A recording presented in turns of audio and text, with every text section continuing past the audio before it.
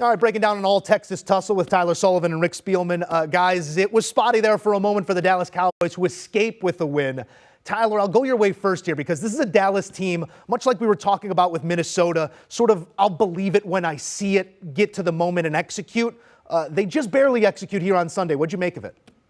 Yeah, and to me, it's been following a theme of Dallas playing down to competition. I feel like we've seen that a lot this season. You can even make a case that it was the scenario last week against the Indianapolis Colts. I know they blew up for 33 points in that fourth quarter, but for 3 quarters, it felt like things were a little dicey there even against Indianapolis. And so for me, that's the most concerning thing about the Dallas Cowboys. They don't necessarily blow teams away that we've seen over the past season. Yes, that game against Indy is, an outlier in that scenario, but it does feel like they play down to competition. So if all of a sudden you're in that first round and you're playing a Tampa Bay Buccaneers team or whoever it may be, don't overlook them, because I feel like they overlooked the Houston Texans in this game, as we were saying, a 17-point favorite. It kind of felt like they thought they could walk into Jerry World and get that win, and ultimately almost didn't. Yes, they get to 10 wins and all of that, but to me, the defense felt a little sleepwalky a little bit. They didn't have any sacks on the day, 1 quarterback hit. To me, that's just as concerning as Dak Prescott continuing those turnovers. If the defense can't get home against Davis Mills,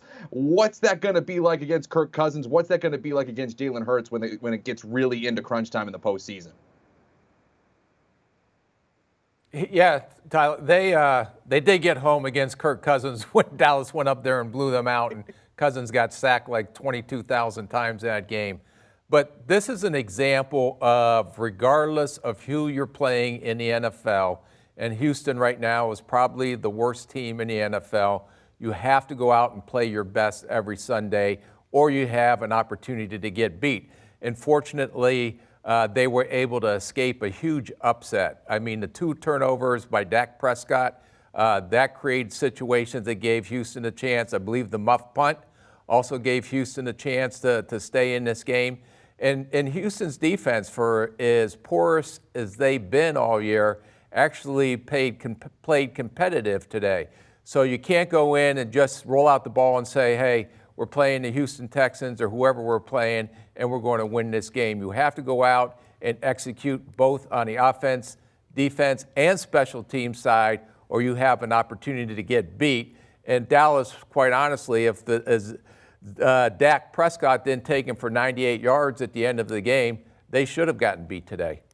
High highs and low lows. Here's a win in a low for this Dallas team as we take a look at your top fantasy performers. Dak, Dameon Pierce, Ezekiel Elliott, Tony Pollard, Dalton Schultz, all names that are likely rostered, that are likely starting as you come down the stretch in your fantasy league. It was Pollard scoring 2 early touchdowns, did taper off as Zeke then sort of delivered the body blows down the stretch, got 16 of his own as the Cowboys escaped 27-23 over the Texans. Do you want a sports network that delivers everything that matters about the game? The highlights, the picks, the instant analysis, no yelling, no fake debates, no politics. Hit the subscribe button and never miss a moment.